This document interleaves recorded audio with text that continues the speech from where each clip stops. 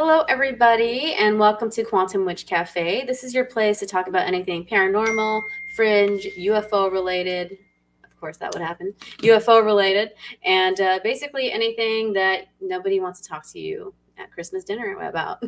So, thank you for everybody that's watching or listening now or later, whether it be on the UFO podcast platform or YouTube. I'm very grateful. And I want to say hello to Diesel Girl, who is always here first. So you get A for being here first. And tonight I have Amanda Linette Meder, the spirit woman. She is a spiritual medium, and she also teaches people how to own their own gifts and work with their own gifts. And I see Laura too. She's another intuitive. She's a great person. So I thank you everybody again for joining, and let's jump right in. So Amanda, tell everybody a little bit about yourself. I could have read your bio for you, but I always like people to just introduce themselves and say what you do and all that good stuff. So, hey, everybody who is listening, and for those who are with us live and later, I'm Amanda, and I teach intuitive development and mediumship on my website, amandalinettemeder.com.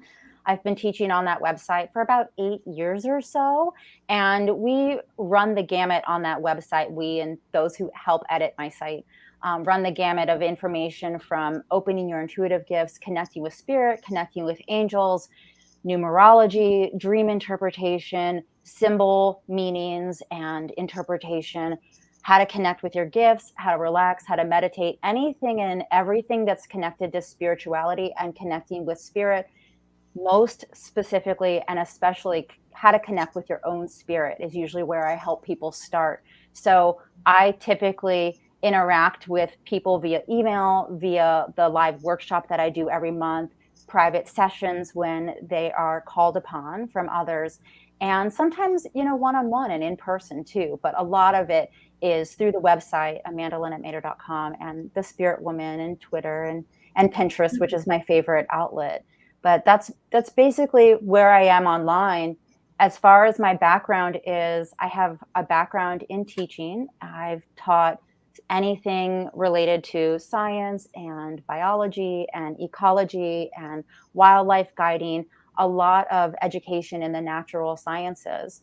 When I started doing this and started doing mediumship and giving readings, when I first started realizing that I had the ability to do this, people started asking me, how do you do this? Teach me how to do this. Guide me through a meditation. Show me how to do this. And I was like, well, you know what? I have this background in teaching. I'm just going to design courses or write educational blogs. And I'm still teaching to this day, but just the topic has basically shifted. Personally, my background, my mom has a bunch of earth-based spirituality in her heritage. She's English, so she does a lot of herbalism, crystals. She was part of an herb society for a very long time, teaches me a lot about that. She also helps me edit my stuff, clarify my work. And then my father's side, he's Eastern European, and half of his heritage is Romanian. And ever since we were kids, I would have dreams or nightmares, and he would say, this runs in the family. They're called prophetic dreams. Just calm down. And, he's no longer with us. So when I started doing this, I had to kind of figure out, all right, how do I do this on my own? I had a lot of great teachers, but that's essentially my background. That's amazing. That's just some very strong, lineages. To be from Romanian magic is just its own entity. So if you have that passed down, and I know we also have not just that, or like our physical lineage, but we have our soul lineage too to take into account. But it sounds like you had people nourishing your gifts and your questions from a young age. So not everybody has that. So that's kind of where you come in, right? Like if people are like getting weird flashes of information or prophetic dreams that might make them nervous or freak them out a little, that's where they can go to you, and you have all these courses available and even books. Yeah. When people are developing their gifts, you can get some very, very intense dreams. You can have flashes of visions. You can hear things. Sometimes it comes inside internally. Sometimes you hear it externally. So people can become afraid, and become scared. And if they don't have somebody to say, hey, this is normal, even if it's something that runs in their family or comes in their own heritage, the person who had that ability may have passed away, may have forgotten about it, may have suppressed it. So sometimes people feel afraid or nervous or unsure, plus the stigmas about hearing voices or seeing things that have been real in the past can make people feel kind of closed or even socially nervous. So I try to help people both relax about their abilities, embrace their abilities. And the more people that relax about their abilities and embrace their abilities, the more people will be open to talking about it. And then the more that their family members may come forward about their own lineages. And the more that society will kind of like lose its grip on Right. what is the wrong way to perceive and what is the right way to perceive. We get a So, lot. Oh, sorry. go ahead. Oh, go ahead. Yeah, so I hope to help people calm down, but in reality, people have to relax on their own. And guided meditation helps with that, and also the spirit world helps with that. When you're opening your abilities, oftentimes people get more comfortable talking with their guides, more comfortable listening to their inner voice in meditation. So it's not ever all me. I sometimes say that the website isn't even my site. Like it's the spirit world's website. You know, it's like a collection of all of our ideas that are together.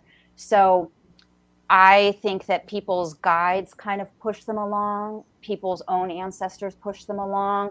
And then as you develop your abilities, what can happen is surprising supporters come out of the woodwork. So you'll have partners come forward, or coworkers come forward, or friends come forward. So I think that the more people get comfortable with their abilities and become okay in their own skin, the more that others are like, hey, me too. And that's kind of been the most rewarding part about this journey, is seeing the others that have been like, hey, I have a story. Hey, I have photos to show you. And I know my clients have those experiences too. And it's always kind of exciting. Yeah, for sure. It definitely can happen suddenly for some people, which has happened to a lot of people. I've noticed a lot of people it's happened to like within the past couple of years. It's as if like the world is at this turning point and people are starting to I hate the term wake up, but like they're starting to awaken their spiritual gifts and their intuition. They're learning that they're not just this body, this 3D body that they have, these like energetic feelers all around them. And that would even fit into evolution, when we're hunter gatherers and there's some predator bigger than us, we would have to feel and sense things around us. And we're so dead into that now. And I think when Corona happened, everybody was by themselves and they just kind of got shocked that it kind of took them out of the world that was kind of deadening their gifts and their intuition and the way they feel things. So have you noticed an influx of people recently, or has it been more steady, or have you noticed anything unusual since the pandemic? So before the pandemic happened, there was a bunch of talk among astrologers, intuitives, mediums, that there was going to be a great awakening occurring in 2020. Right. Even Sylvia Browne prophesized it, Yes. which is part of how the conversation got going. And then, additionally, was coming forward in a lot of people's readings that there was going to be some sort of major shift. The same thing happened in 2013 when a lot of people, colleagues of mine, others that I've talked to, awakened to their abilities. So it seems to be that there's like these periods of awakening that happen. In 2020, I definitely noticed when Corona struck, we noticed statistically, data wise, an uptick of people that were saying that they were being contacted. We actually had one of our biggest months that year, the month Corona struck, because I think that people's spirit guides were reaching out. And then afterwards, it's been very steady for us afterwards as people read about and have to feel into their intuition. When kind of the physical world changes so quickly, whether it's on a personal level or on a bigger level, I think that you really do have to feel into the situation more. You have to rely on more than one set of sensors. And I kind of think, like you were saying, evolutionarily, we have these different sensory systems that we can use. We have human-based tools that are logical-based analysis, and then we have body-based analysis. And I think a lot of intuition, visions, hearing things, seeing things, sensing things is based on a very primitive skill, which is why I think that everybody can develop it if they want to. Absolutely. So for people that are just getting these experiences, what sort of things? Well, first of all, what was your first experience that stood out to you? A lot of intuitives and mediums have experiences as far back as they can remember, but there's that one I feel when I talk to people where they're like, yep, I'm talking to a spirit. Oh, so I wish I could tell stories from my childhood of other people's experiences of me that I don't remember now. But I think the most recent that I can remember in very clear detail, I was in graduate school. I was going to school for ecological horticulture. And I was having visions, having dreams. And I was like, you know what, I need to figure this out. So in the evenings, I started taking psychic classes. I was like, I have to organize this somehow. I need to take these psychic classes. And one of those classes said, okay, now you have to do practice readings. And I had to do 100 practice readings for it was like a challenge, do 100 practice readings. At the time, my sister was pregnant, and she was part of like a group of women who all were wondering the sex of their baby. So she put a list out to that group and said, hey, my sister needs practice reading volunteers. And I did like 100 practice readings, basically on pregnancy readings, on like determining the gender, other questions too. And in those clairvoyant pregnancy readings that I was doing, I had one client, it was probably in the spring of maybe early 2013, I'd say. And I was getting ready for my clairvoyant reading, my psychic reading that I was going to be doing to determine a pregnancy. And I started to see like this outline of this person sitting on my couch. It was like a shadow figure, but I didn't get a feeling of fear. I was just like, it just was like a different type of energy I could see sitting on this couch. And I heard this voice say like, don't worry, I'm just her father. And I was just like, okay, like, but this is kind of alarming, this is kind of alarming. Now I'd seen shapes and I'd had dreams and I'd seen figures in the past, but I'd always kind of written it off as maybe a hallucination. Yeah. But then I was like, okay, I'm not going to worry. I'm just going to listen to this. I'm just going to go with it. I'm not going to freak out. And I ended up having the reading, taking the client, and I started to describe the figure to her that I was seeing. And she got back to me after the session was complete with a photo of the figure and the description that I provided, which matched the photo to a T. And that was the moment that I was like, okay, like, that was a discrete entity that then vanished after the reading was gone. He calmed me down, before the session, and I was like, okay, like, so that made me feel like, okay, you don't have to be afraid of this, because this creature calmed me down. Yeah. And then she was able to provide an exact image to the T, like a physical evidence photograph, and say, look, this is exactly who you said this was. In the early days of me doing readings, I had many clients who would bring me their evidence to show that what I was doing was mediumship. Wow. Because I didn't really trust my abilities in the beginning. I was like, is this real? I was still kind of stuck up in that net of doubt. And I just didn't fully trust yet. Now, after I did the 100 readings and I brought through different spirits and they all had different characteristics, I was like, okay, there's something to this. But in the early days, it was really my clients that were like, look, there's something to this. Yeah. And that's kind of what made me believe, I'd say, is my first most memorable, like, okay, this is something. Yeah. And I know in the green room before we went live, you said you had an experience that was much earlier than when I was 28. So I'm wondering if, can you tell me what that was, or tell us what that was? Well, the first experience for me was the UFO experience. There had always been presences in and out of the house. My grandma was a medium, but low-key because we were Catholic. But I was also already a space nerd for some reason. And my grandpa had just told me about constellations and showed me constellations. So I went outside. But there was always something weird in that house. Like, I would always see shadow people. But this is a thing where I noticed this is the event that really changed my perception of things, I guess. And I was only 5. I know I was in kindergarten, and I went outside I snuck out at night to go look at the stars. and find, the most common ones he showed me was Big Dipper, Little Dipper, Orion's Belt. So I find Orion's Belt and I'm looking at it, and it's a clear night. It's a cooler night in Arizona. And these three lights just appeared. And I thought they were in a triangle, and they did this weird like spin thing and went up and went down, and they were like a golden white, and they did another spin thing and came down. They did that 3 times, and then they lined up, and then they just like pew. But I remember feeling so connected to these lights and so warm that I kind of felt like they were, alive or sentient, which now I know a lot of people get that feeling.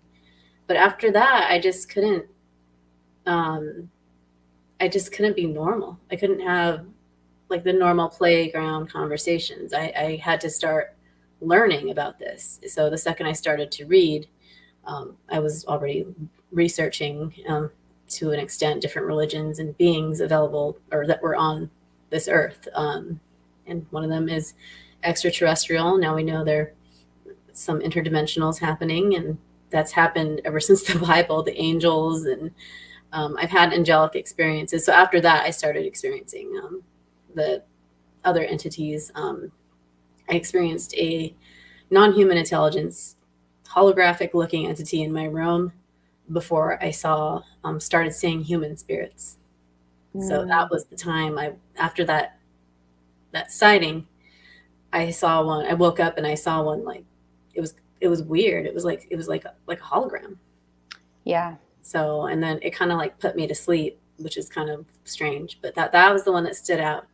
But there was always spirits around. I don't know if they just hung out with my grandma because what she did, but so yeah, that's the one that I really think made me a weirdo or opened me up. Yeah. And it's so cool that it happened at such a young age. I mean, with a sentient feeling, I know that there have been times when I've connected with spirit, extraterrestrials, not necessarily, but like I do know that I've brought through what they call in mediumship, we call extraterrestrial star beings. Yes. So it's like the neutral term, the neutral term for them. So in mediumship, and I didn't start connecting with the star beings for people in readings until like maybe 2 or 3 years in. But I will say that when you start connecting with the beings on the outer realms, angels, like you're saying, interdimensional, those spirits that appear on the outer wavelengths of Earth, which is how spirit has shown it to me, you do kind of get that like transcendent, all connectedness feeling. You do kind of have this like wave of awe that goes through you. And I think it's such a powerful experience that you don't forget it, and it holds you there. Yeah, it really does. And like I said, I've never been able. I've always been a weird kid after that. But yeah, I would see spirits like kind of like walk through the hallway in my grandma's house, and those never I never wanted to deal with human spirits. But I see them. I do see them. I just wasn't intentional about talking to them. So and that's when my friends that are mediums are like, well, you are a medium. I mean, to me, like you can be, we're all mediums, we're all channels for something. And some people have different modalities. They'll use cards, they'll use pendulums, they'll scry, everybody has their different thing. But with a medium that talks to spirits, you are that medium. You're that channel. You're using yourself as a channel. So I think that's really cool. But what if somebody suspects, like they've seen a couple of spirits and they think that they're getting more interaction from spirit? What are some things they might experience if they have, the gift of mediumship, or if their mediumship gifts are trying to awaken? I would say, well, there's a lot of there's like a list of like 15 or 20 different things. I don't know if I can get to all of them, but I want to rattle off a few. Yeah. I will say that one of the first things that people can start to notice is that the universe around them might start feeling stretchy, or they might start to see energy like around certain living things, animals, plants, trees. Some people start with trees or plants. They start to notice energy around those things. They either see the aura or they feel like that being is communicating with them. So for some people can start with just having a sense that physical things that you maybe thought were previously inanimate in your space are communicating with you in some way.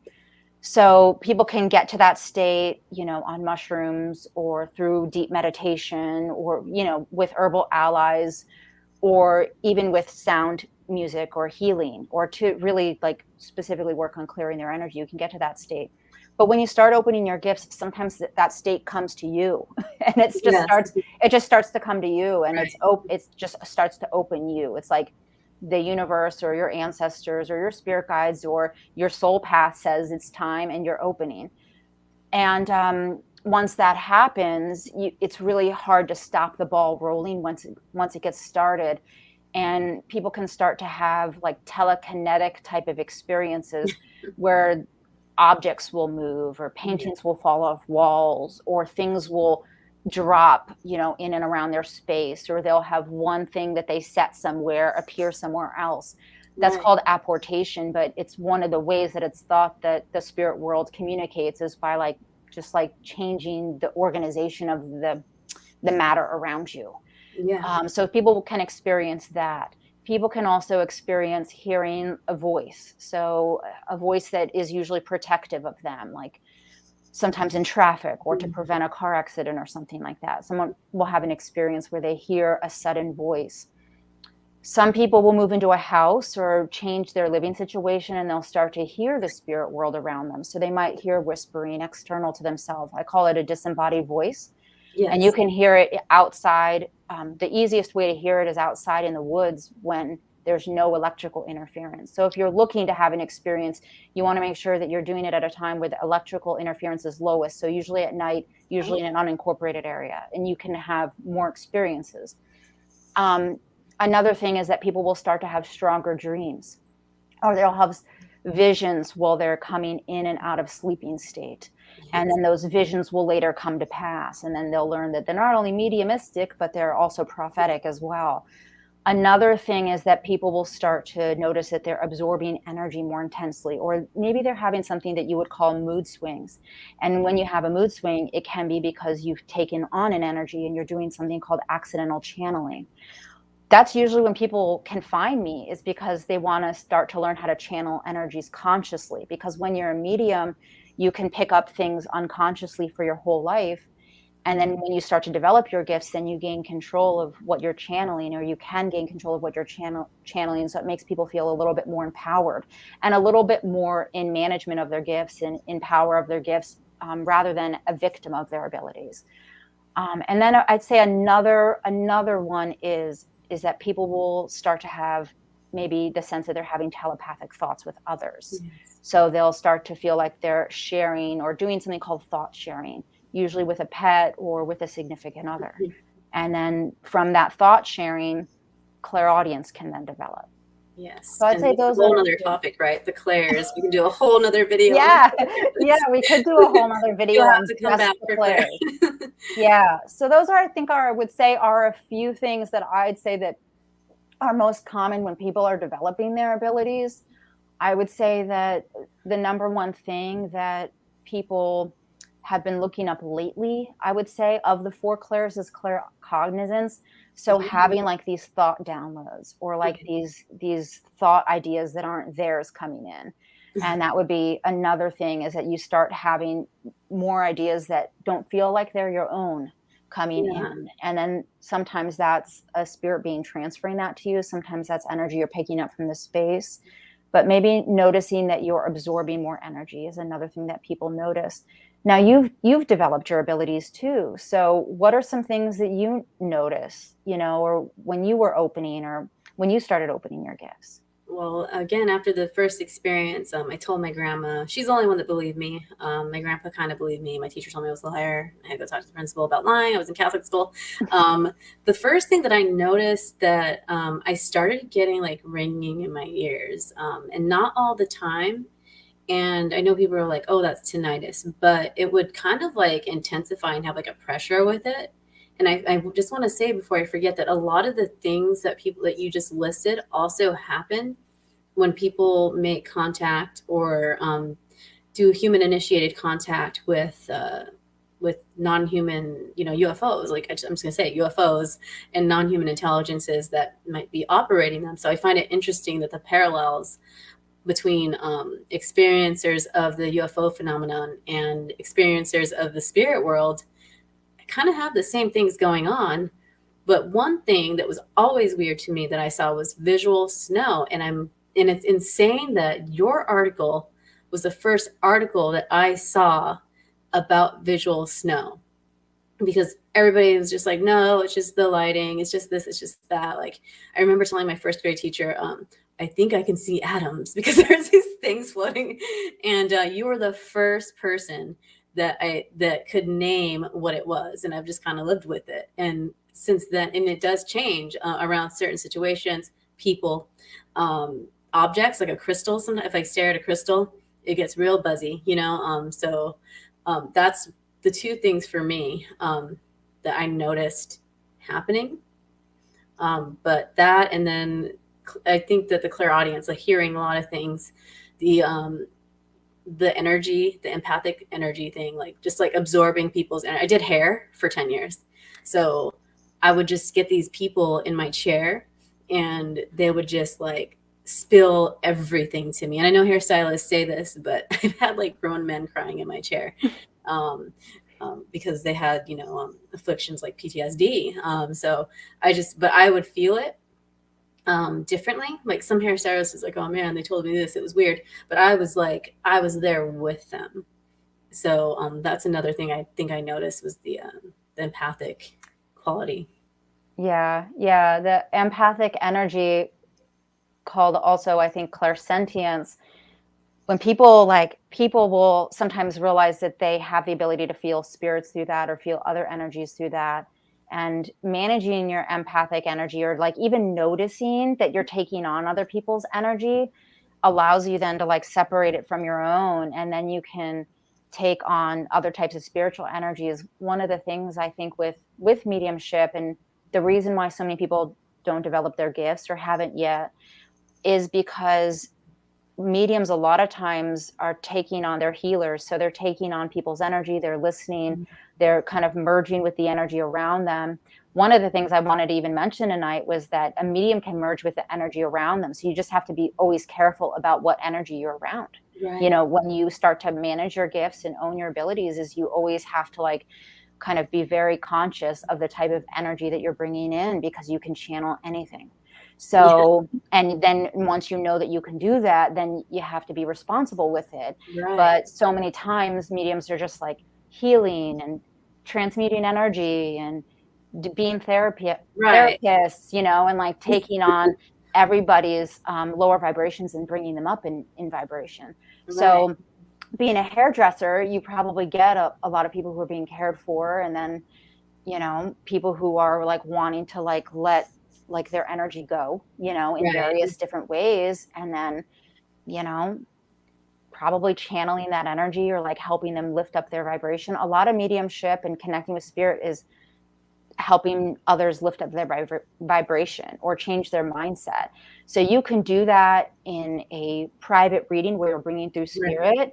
And you can do it through teaching. You can do it through any job in the service industry. You can do it through customer service. There are so many positions in life or jobs that you could fill where you could channel certain energies that would make a difference. And I try to always say that with mediumship is that, and even with psychic abilities, there are so many areas and vocations where you could apply these abilities to make a greater difference. I think it's cool that a lot of mediums come from service industries, because they kind of have to, you have to meld with clients to be a good employee or successful in those fields. I think you have to cater to who's in front of you in service industry. So it still blows my mind that like we're talking about this, and it's the parallels between UFO experiencers and mediums. Very we want to compartmentalize them. Like my partner used to say, you do the alien stuff, I don't want anything to do with that, I'll stick with the dead people. And I'm like, now I'm hearing about it from you, and I'm like, a lot of these things are the same.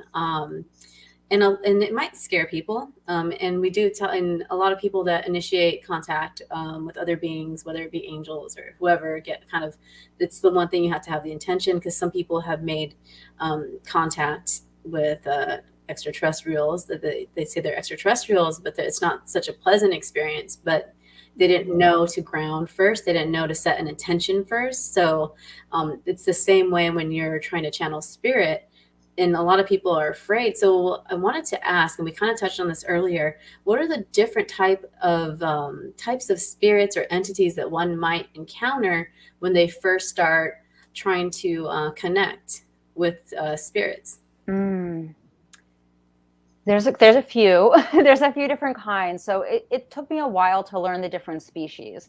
And for most people in any field, whether you're learning about wild animals or whether you're learning about herbs or you're learning about crystals, each species has different properties to them. So they have different generalities about how they act and how they behave. And there's always outliers within those groups.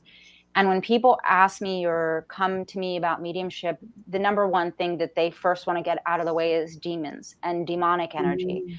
I get asked about demons at family gatherings, so I get it. The demon thing is like, okay, we just have to clear that out right away. And there are spirits of different vibrations, of every vibration, that are on and around planet Earth. So you do have to be careful, just like you have to be careful in the physical realm. So you have to kind of be able to read the energy, so to speak. And with demonic energy, typically what I found, and this is just so that people can clear this fear out there right away, is even if it comes to you looking innocent visually or energetically, the more that you tune into it, like, it will change its appearance, or it will immediately change to a scary face or a scary image. So if you have a demonic energy coming forward, it doesn't stay pleasant. It usually turns immediately. Like, it'll show you a fearful image, or it'll show you clairvoyantly, like you'll get a flash of something that looks kind of scary or menacing, like a menacing face or something like that. So typically, when you're dealing with a demonic energy, which is one of the lower vibrations that you can interact with, but in my experience and profession, they do exist. And that energy shifts immediately. So people are like, well, you could be talking for a demon for years, and not know. But the reality is that they immediately will change their energy right away. So if you are connecting with spirit and you're in a low mood or a low vibration, the first thing I want to say is get to a different mood, get to a different wavelength of energy, and you're going to connect with something else that's maybe a little bit higher in the light. You might go into a place where the space hasn't been cleared, and that energy is just there. So it has nothing to do with you or your vibration. That energy is in the building, it hasn't been cleared. But if it starts to show you scary images, or you start to get fearful feelings, that's usually a sign that it could be a demon or an earthbound spirit. And earthbound spirits usually have like almost a sympathetic type of feel to them. They feel more like, the best way I can describe it is a sympathetic feeling. And that's a human spirit that hasn't crossed over. You have almost like it's like a low vibration, but not menacing.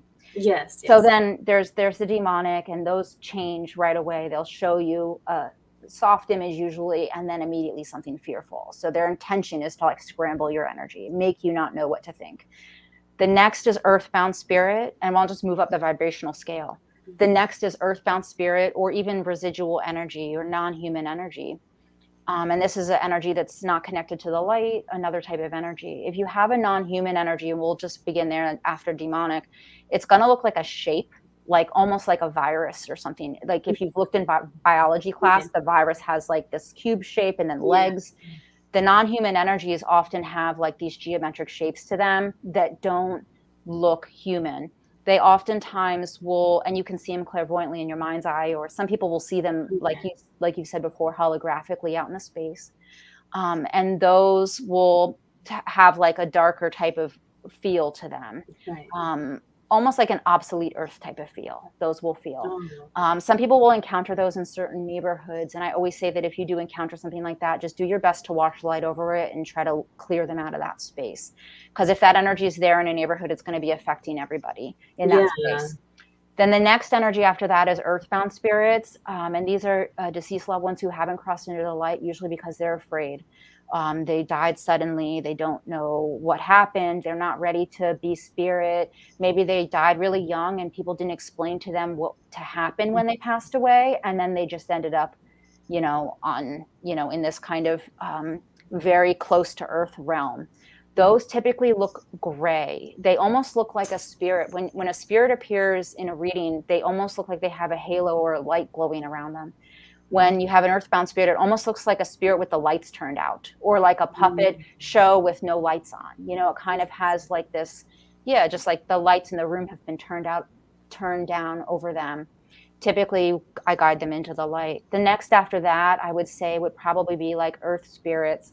These are my favorite. They're not as popular in the U.S. as they are in other countries, but these would be like fairies, elves, gnomes. Yeah, somebody was just talking about that in the chat earlier. They're so fun. These are my favorite, and they do come forward for people in readings. Some people will say even dragon elemental spirits come forward for these. Yeah. My family personally loves gnomes. So I love gnomes. I do. I really love them. I love them. I love them so much. So this is my favorite group. You guys can probably notice by my energy, but they tend to have a happy energy. So they tend to have a happy energy, a playful energy. They could be protective. Some people see them poking out and around the corners of their homes, but it never feels menacing. It almost just feels like hide and seek, or a little bit like playing. Some people will like see them at the top of their stairs, or see them at the corner, or see them at their front door, or think that they see them in their garden, and you do. But it has a very like they're playing play and hide and seek with you type of feel. Is how those feel. And orb-like, because you mentioned visual snow.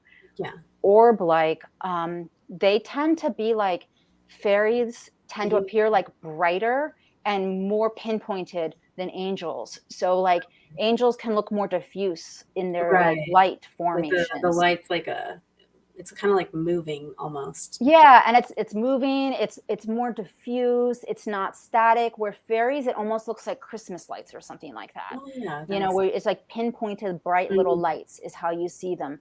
Gnomes tend to like just have like darting. They're full color. I see them full color, and they kind of have like this darting really fast. They're typically always appear very short when you see them clairvoyantly. The next group, and they can appear almost as gatekeepers for people. So people who have like a fear or something of the spirit world, they will sometimes appear as gatekeepers because they're so fun, because they've been adopted by modern society. You see them in advertising. Certain holidays, people will allow them, Big this Christmas too. I will say I've seen a ton of gnomes, and if I can find these gnome ornaments, I'm totally going to send them to you because I saw them at this store, the like Five Below store, and they're so cute. I'm like, okay, I'm going to go find them for Amanda now that I know she likes gnomes.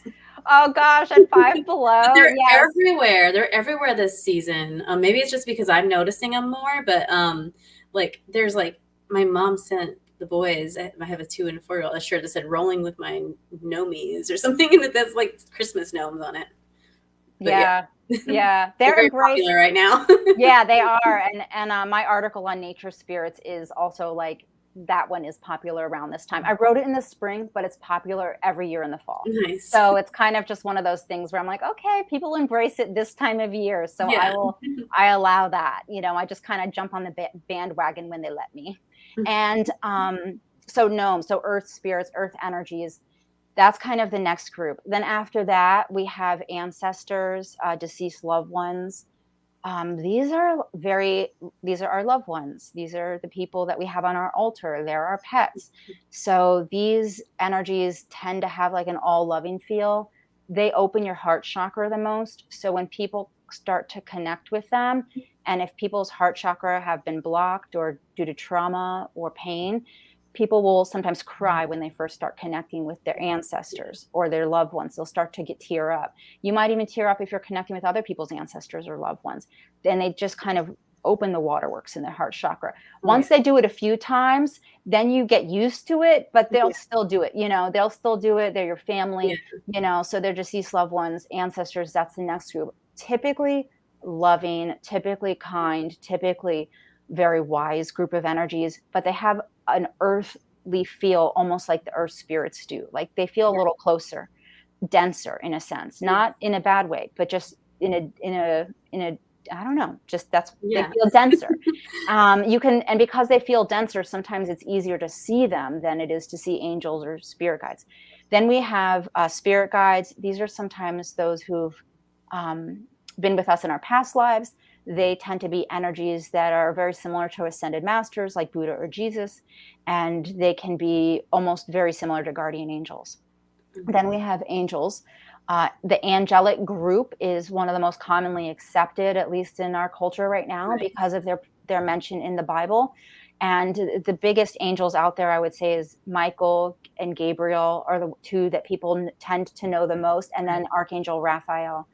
And people will sometimes start connecting in mediumship just to their angels, and they'll start getting messages from their angels. And some people just do angelic readings, and they stay in that vibration.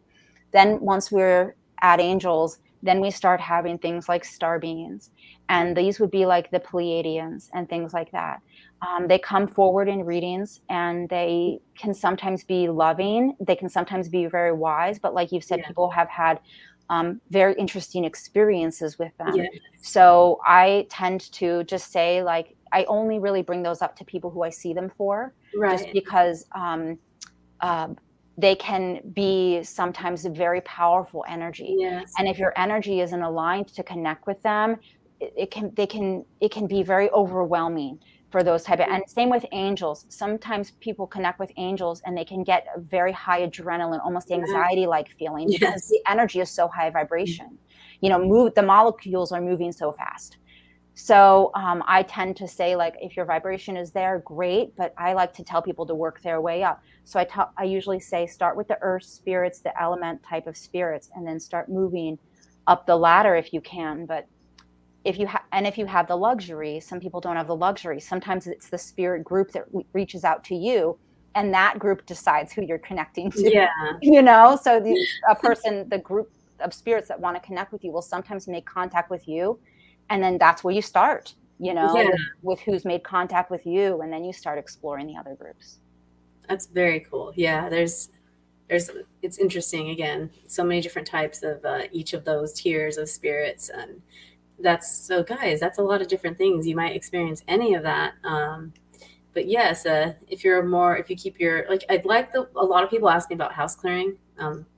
They get in their house, they're like, there's this weird part of the house, and they want it cleared, because there's that residual energy there. In most cases, is a residual, but sometimes it is an entity that's like bound to the house in a way. So that's another tricky one that people they have not problem, but a challenge differentiating between like residual energy spirits, or they think it's a spirit, but it's residual energy, or an actual spirit or entity in the house. I was going to ask about clairs, but we determined that that's going to be a long conversation, so you're going to have to come back for part 2 at some point. Love to. And so when people start channeling, like you said, you have to bring your vibration to a point where you're in a good mood. Basically, you feel good about it. It's just like doing any. I know people like to do, like, smoke or do mushrooms to get in that, open up a little, but you have to take in mind the set and setting. Like, you're not going to do any sort of thing with like your house being a mess. You're not going to have a party with your house being a mess. So you have to keep yourself kind of like spiritually clean. I'm not going to say spiritually clean because everybody's got light and shadow, but you have to keep yourself happy and upbeat, and make sure you're in a good mood when you start channeling. I've noticed that helps as far as safety goes, because I get a lot of questions like, how do I do this safely? Like, how do I be safe when I'm starting to channel or like contact? Yeah. And, with that, it's interesting you brought up like spirits tied to the house and land spirits and things like that, because I think it's important for people to mention that with safety, a lot of us have protector spirits that are on the land, or that are connected to our house, or that are connected to our family. So some of us do have safety spirits built in. So what I typically recommend is to just call forward all of your ancestors, to call forward your spirit guides, and ask them to help you clear the space of anything that's no longer serving for the highest and greatest good. Then what I like to suggest is that people use a tool, if they have one, a sound tool like tuning forks, an herbal tool, if it's safe for them and if they can definitely help you get into the state. But then also using your body as a tool for meditation. I usually recommend people clear their energy. And the way that you do that is I like to put my feet flat on the floor and my hands palm up on my lap. And you just say, okay, body, mind, no thoughts. And you wait until your body and mind clears of any thought.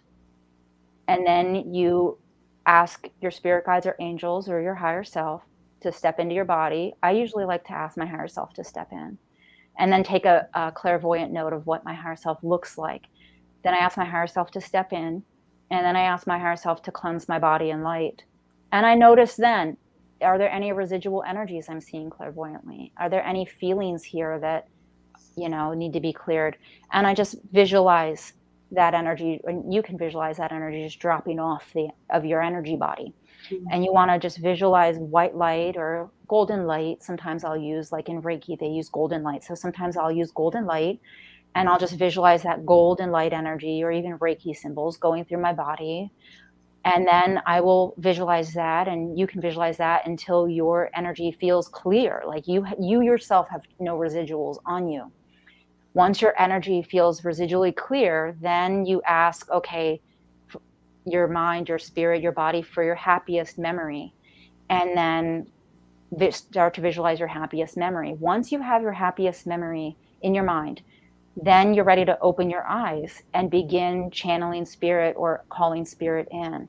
Usually I like people to call up their happiest memory or call up a good thought, sometimes just an emotion like the word joy or bliss. Okay, tell me what joy is to you, to yourself. And then once you start to feel that bliss or feel that joy, then you start saying, okay, guides, come in. Okay, client, for my spirits, come in, okay, whoever I'm channeling today for this, professional consultation, come in. And then you notice who appears before you. And that's usually how you weed out some of the noise of the other types of spirits that are around, because they're all around us all the time. Yeah. So you want to channel safely. It's as much about getting yourself into a space where you feel clear. And once you're clear, then you can have an objective perspective. Then when something new comes into your energy, then you can define it, and then you can discern it, and you can identify what it is. When your own energy is not clear, you can't do that. Right. So I like to tell people, clear themselves, get into a high vibration state as you want. I like to do sound clearing or essential oils or meditation, just the visualization we just did. And some people do use THC, and THC does open up the sensors. Some people do use mushrooms as well. It's very traditional to do that. Yes. There's nothing to be afraid of with plant spirit energy. There's a book called Plants of the Gods, and I have it downstairs, and it explains that if you're interested in something like that, how to use the different herbal energies to connect to different planes of reality. And those can be helpful at times. So it just depends on what works for most people, but I'd say doing the clearing visualization is where I usually start to get safe and to feel safe. Yeah, that's all great. That's great advice, because that's similar. Everybody learns their own process, but I like that because anybody could do it, and it doesn't require like a physical tool besides you.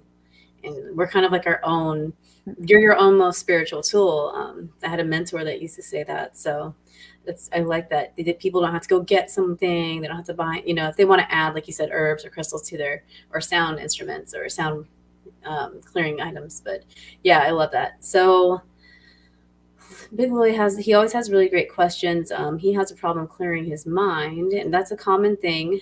People think that they have to be like completely clear of mind, but that's not necessarily true in all cases.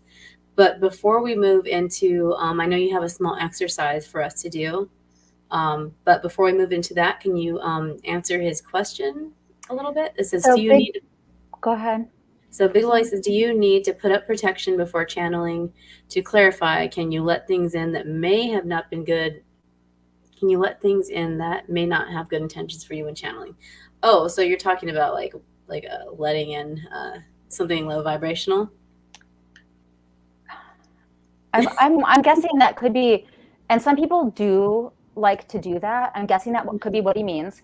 But I will say that when you kind of intentionally let in like a low vibrational energy, it can be hard to release it. And it can be hard to know where it's going to go or what it's going to say. I would say that if you are going to let in intentionally something low vibration, or let like a demonic energy come in or something like that, the reason why people will sometimes do that is so that others around them can see like what that demon is all about, or can get a face to the name, or can kind of like get more information out of that demon so that you can clear it. I will say that it doesn't necessarily feel the best, to do it. So I don't typically say like, yeah, go ahead and do it, because it can wear you out afterwards. And some people will feel, and I know I felt channeling lower energies almost like on the edge of death when you're done. And so that's why I don't recommend it all the time. You can do it. And I will say, if you are going to do it, you just want to make sure that your end of channeling practices involves clearing your energy once again, making sure you get out of the building or get out of the space that you're in and go take a walk, making sure that you eat grounding foods afterwards so you can come back into your body. Something like chocolate or nuts or something kind of salty, something heavy and dense brings all your energy back into your body and kind of takes you out of feeling others' energy. So if you are going to do something like that, I would definitely say make sure to ground, clear, and do any type of anointing that you want to do to clear that energy out of your system. Like just do a clearing meditation afterwards, or a grounding exercise, even yoga. Right. And for protection before channeling, I like to call in white light and golden light. I like to call in my own messenger guide, which we'll do in 2 minutes here. I'll try to do it in 2 minutes, Pricilla. But we'll try to I like to call in my own messenger guide, or like a gatekeeper guide. People have spirit guides, and they can be ancestors, they can be guardian angels. And you call in this one spirit that you trust every time, and that spirit acts as your constant. So like in a scientific experiment, you have a constant, and then you bring variables against it to measure them against the constant. In mediumship, that's what I teach, is that you bring in a spirit that's a constant for you, an angel or a being that you're very familiar with connecting with. And then you can bring in other energies with that. And that spirit energy holds the space for you, kind of builds up your aura or your force field, so that any other energy that you bring in, you can feel it, you can sense it, but it's not going to affect you and residually hold on to you as much as it otherwise would have if it was just you channeling the energy. So I recommend bringing in like your own spirit, another spirit guide or something like that, protector guide. I call them a gatekeeper guide. And then that works as protection. You can also use traditional protection tools, crystals, crosses, holy water. Those things do essential oils. Essential oil blends are specifically made for protection. There are many out there to choose from, and many of them are effective and are very, very good, that will work. So those are just a few things that you can do to protect yourself before channeling. And then another thing that you can do to protect yourself before channeling is notice before you channel, about an hour before, how you feel. If you are scheduled to channel for a client, or if you're going into a house and you're going to do some sort of work in that house spiritually, you want to notice how you feel before you go into that event. And then with any difference in the change of how you feel before you head into a channeling event, if you feel worse, if you feel like you're going to puke or something like that, you just want to balance it out with any herbal healing techniques or any physical body techniques that you can use, so that you brace yourself for the energy that you're about to encounter. The more that you brace yourself for the energy that you're about to encounter, the less it's going to scare you or throw you off, or make you feel ungrounded or unstable or unsafe. Yeah, which is what I'm doing, guys. This next Friday, after the UFO disclosure event, or the Raising Awareness About Disclosure event, I'm going to Waverly Hills Sanatorium for a paranormal tour, and I'm definitely going to brace myself. Definitely. Because I know the empathic. I'm doing it because I'm in Kentucky right now, and I won't be here next year. So I kind of, I feel like I'm spiritually ready to do that, but it's a very intense place for people with abilities. So definitely going to brace myself for that one. Yeah. Do you know if you're going to be using like any tools, or do they have like a specific tour for you to follow, or do they do you know anything about it? Like what you're going to... This one's going to be a followed tour. It's a 2-hour tour. It's from 10 to midnight. And I'm going to call them tomorrow and see if I can bring anything like an EMF reader or I don't know if you've ever used a spirit box, but there's a couple of really good ones that are for your phone that will creep you out. I have one on my phone and somebody said my name. And the next day my son was describing my brother that had been gone for a while and a nickname that I had never. So it was like, you need to send me the app. yeah, Like, I'll send you a screenshot of both of them because they're both really good. One kind of has weird voices you can pick from. The other one's a little more like traditional spirit box sounding. So, yeah, and Crystal's used them too with some good. It's crazy, you know. It's just scanning radio stations, so you can do that through your phone. But yeah, I'm gonna see if I can bring anything. They have longer tours. They had a 6-hour one, like midnight to 6, that I wanted to do, but with kids, and I don't have an overnight person for that long. And then also there's one where you can pay for a group and it's like $800. So everybody definitely has to chip in, but you get to go free roam and do your own investigation. So I really want to get more into that since I travel so much because my husband's military. I kind of wanted to incorporate that into my channel. I want to start going to places and doing, investigations to kind of just for my own curiosity. I'm not trying to be like paranormal investigator, travel channel or anything, but I think that I really want to do it. I enjoy it and I've been around stuff like that for, a while. And I think that there's so many cool tools right now that you can utilize to gather information. yeah. So I'm excited, but I'm going to brace myself because a lot went on there.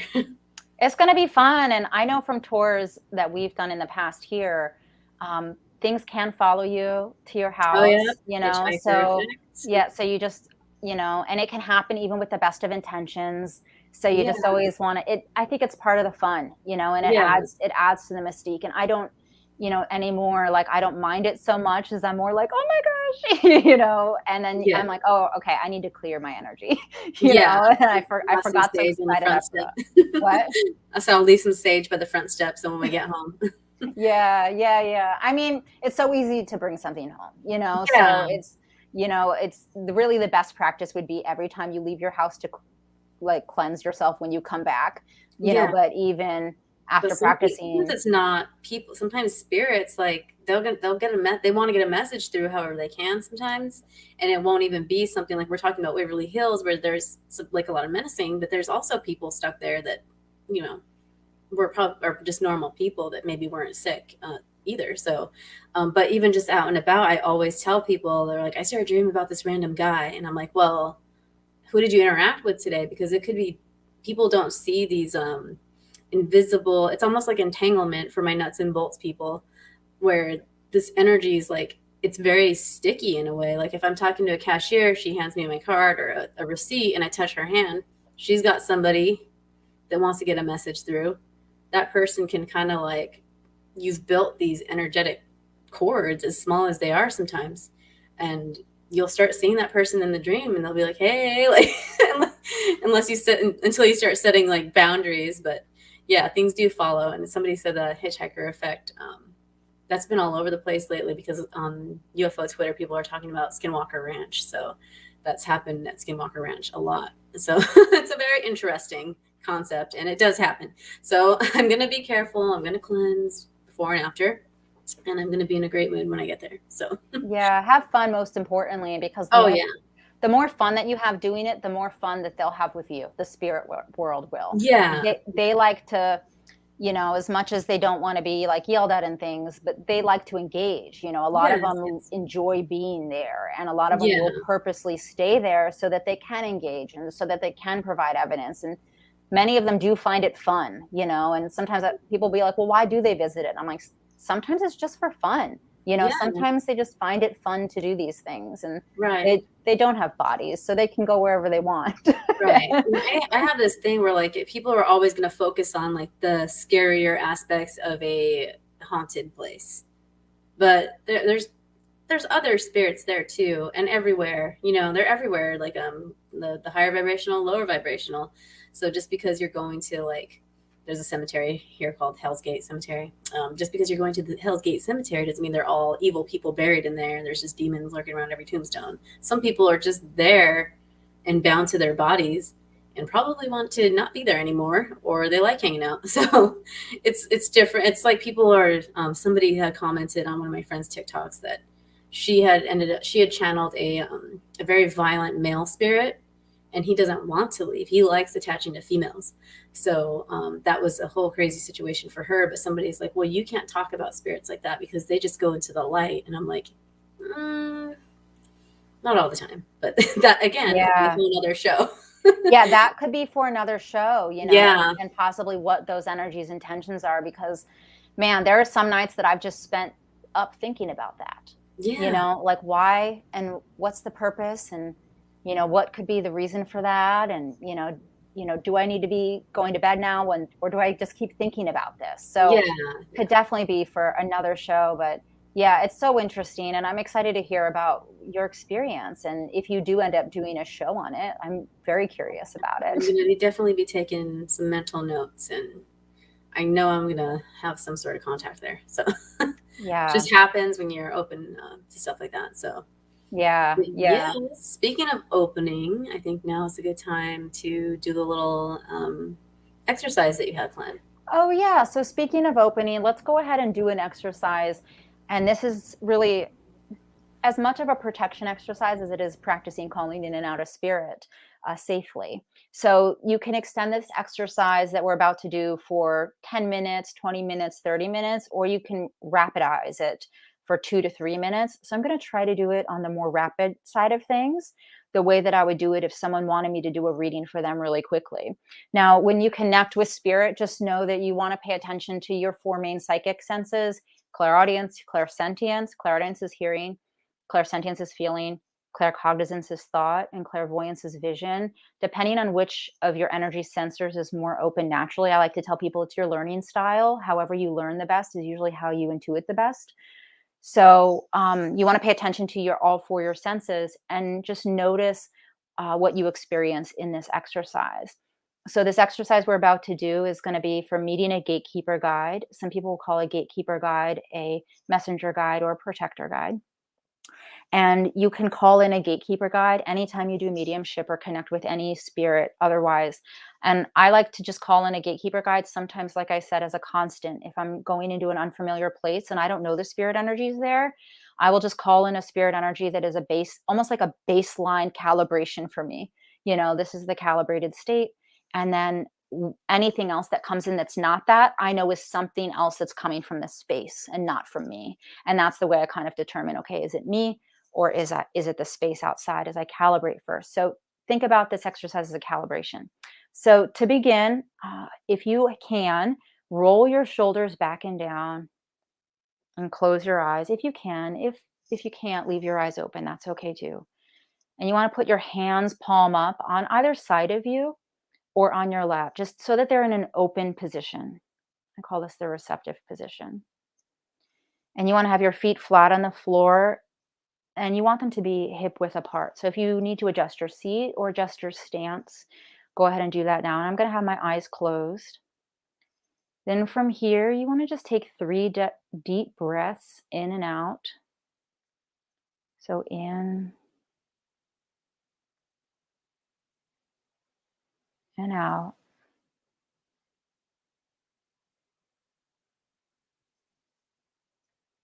In and out. In and out. Bring your attention down to your feet and start by visualizing two cords of light, both red in color, or a deep brownish red type of color. You want to imagine both of these cords of light coming from the center palms of your feet, your right foot and your left foot.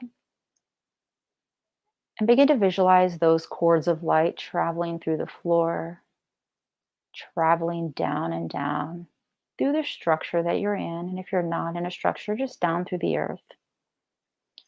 I want to watch these cords go down and into the earth, down and down through the soil, down and down till they reach the bedrock, down and down until they start to reach, or you start to sense the molten core of the earth, this red and orange light. And from here, begin to watch as these cords touch upon this molten earth color. And as they do, that earth energy, that molten earth, begins to travel back up these cords of light and back up and up through the bedrock, back up and up through the soil, so that these cords of light are glowing, and they're glowing like an orange red color. And just watch as they come back up and up the right cord, and then up and up the left, up and up the right cord, up and up the left, until they come up and up and up into your body, into the lower parts of your feet. And watch as this earth energy begins to travel up through your feet and up through your legs, up your right shin and then up your left, up your right thigh and then up your left, up and up into your belly.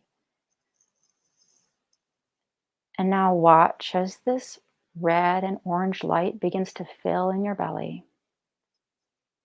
And as it fills in your belly, it begins to expand out from your stomach, expand out and out into the space around you. Out and out into the area in which you sit or stand, until it's out and around you about 5 feet, maybe 2 arms lengths out in all directions. And from here, go up to your chest, or just come back to your body and go up to your chest and go up to your neck and go up to your head, and just watch as you get awareness in your chest, your neck, and your head, going up to the top of your crown. And at the top of your crown, notice a flower opening. I like to notice a lotus flower. And here from this lotus flower, notice a beam of white light shooting up to the sky, all the way up and up and up through the sky to the heavens. And once you hit that cloud layer all the way up and up, notice another beam of light coming back down. And this beam of light is blue, angelic almost, glittery almost. And watch as this beam of light comes down and down through the sky, and down until it's diagonally shining to the left right next to you. And into this space, you want to ask that a gatekeeper guide please step in. And just simply notice any energy that appears, anything that you see or sense, anything that you feel. Roll your shoulders back and down once again. And now go ahead and, as soon as you're ready, open your eyes.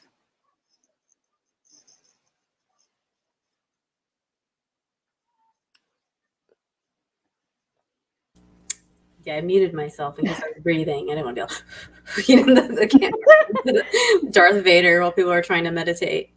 So thank you. That's very awesome, and that's very something you can do anywhere. And I don't know if any of you did it, but if you did, you'll have to let us know in the comments if you saw anything or experienced anything. Yeah, and when we said, or at the time when I said open your eyes, that would be the time that you would want to write anything down that you noticed. I like to recommend doing that meditation 2 or 3 times, and I purposely didn't call the spirit out at the end, because after this meditation, you may get messages or information coming through. And many people see their gatekeeper guide as their protector guide. So you kind of do want to have that spirit with you, and around you as often as you possibly can. So if you do want to call that spirit out, you will just have to say thank you, Thank you for appearing. Thank you for being here. Thank you for sharing your time. And usually that energy will start to fade out into the background. Yes, they're very respectful of your space. The guides that are helping you. Mm-hmm. So, Definitely. I wanted to ask you. Well, first, I want to thank you for that. But where can people find you? Like, I have your information in the description, of course. But for anybody that doesn't want to read and is just listening, or if they're listening to audio only, where can you be found, and what sort of things do you offer on your website or services? So typically I recommend people find me on my website, which is my name on the screen, Amanda Linette Meder, and then it's .com. So you just type in the first, middle, and last, and then .com, and then you'll find my website. It's usually where I suggest people find me. From there, I would say on social media handles, which you'll find off of that website. I believe they're on the bottom of the site. I will say the biggest ones that I'm on are Pinterest, Facebook, and Twitter. I also have an Instagram. Some people really like that as well. Those would be where you'd be able to find me socially. As far as connecting with me after we get off tonight, I will say that at the top of the navigation on the website, there's a complimentary meditation. When you sign up for my newsletter list, the first thing I do is send you a complimentary meditation. It's a higher self meditation, typically connecting with your own soul, your own spirit, your higher self, opens your intuitive gifts, and then it allows you to connect with anybody else's higher self in the physical or in the non-physical. So if you want to open your empathic gifts, you want to open your mediumship gifts, the first step is typically connecting with the higher self, and then it all generally evolves from there. So the newsletter list has a free meditation if you'd like to sign up for that. And then every month I also have an intuitive development program going, and that's called the membership program. You can subscribe to it. It's essentially a monthly class, and every month we do have a live workshop. And then inside the membership program, which is a monthly intuitive, we rotate themes every single month. Different topics are covered. Sometimes Pricilla and I talked about, we can do past lives, we do connecting with angels, we do energy healing, we do mediumship, we do spirit guides, we do manifestation, we do all different types of intuitive themes. And then in that membership program, there's also a member center, which has a robust archives and article library, videos, meditations. What people tend to like the most are the meditations. So if you want to connect and take intuitive development classes, one of the things I will say is joining the membership program gets you that, but then also there's a whole bunch of meditations, whole bunch of videos, and a whole bunch of articles that you can get as well. So I will say that the two main ways to connect are the newsletter with the free meditation, and then also through the membership program, which is the monthly intuitive development class. Very cool. And do you have any public engagements coming up or any other interviews coming up? There are some things in the works, Okay. but I will say that right now we kind of open the calendar because I am reformulating a lot of things on the website. So Very if and when, and there will be a when, because this has been going on for as long as it has, when there is an event coming up, we're going to be putting them on the events page, which is also on the website as well. So you can typically follow me on Instagram for event postings. And I will say, as far as public events is concerned, those will be on the events page on the site when they do happen, also on Instagram. And then for private events, on Thursday, there is a workshop coming up for members. So you can still join the membership program and access the workshop on Thursday. And that workshop is on opening empathy. And it's at 7:30 and it's on Thursday, but it is part of the intuitive development class. So as far as events for the public, I will say go ahead and stay tuned on the events page, and also on Instagram is typically where I advertise those. Very cool. Thank you so much. So thank you to everybody in the chat. I got the Laura's here. We have Hello Kelly and Big Willie's here often. Thank you for showing up. He's our divine masculine that always has great questions. And then we have I said the Laura's. Yeah, I think I said, and I saw Diesel Girl at the beginning. So thank you, Diesel Girl and Patricia, if you're still here. Kevin's here. Kevin's probably like, what's going on? Because he's usually like on the UFO side of things. So yes, if you're listening to if this is your first time listening to Quantum Wytch Cafe, and you're like, what's going on? Especially if you're kind of joining from the UFO podcast format. Next we will, I usually do UFO stuff, but I am a witch, and I do like to offer spirituality to people a couple times a month, because there is more people that are wanting to open than will admit publicly. So this gives people a way to contact, other spirits they want to are interested in. And if you have contact with any non-human intelligences linked to your experiences with UFOs or UAP, then this will kind of give you a grounding for that as well. And you can't rule anything out till you tried it. So I hope you enjoyed that meditation, and you can find me here and this week UFO podcast format as well. And I will see everybody on Wednesday for we're not having ladies night on Wednesday. Normally we have ladies night on Wednesday, but I'm going to be having Dan Warren on. And Dan Warren, if you don't know who he is, basically go follow him. But Dan Warren gives all the news updates about ending UIP secrecy. He's a disclosure activist. So he's definitely worth following and coming back on Wednesday to see him. And Amanda, I'm going to drop you out. Do you want to hang out for a minute backstage so I could thank you later? And for everybody else, thank you so much. And I will see you soon. Have a great night.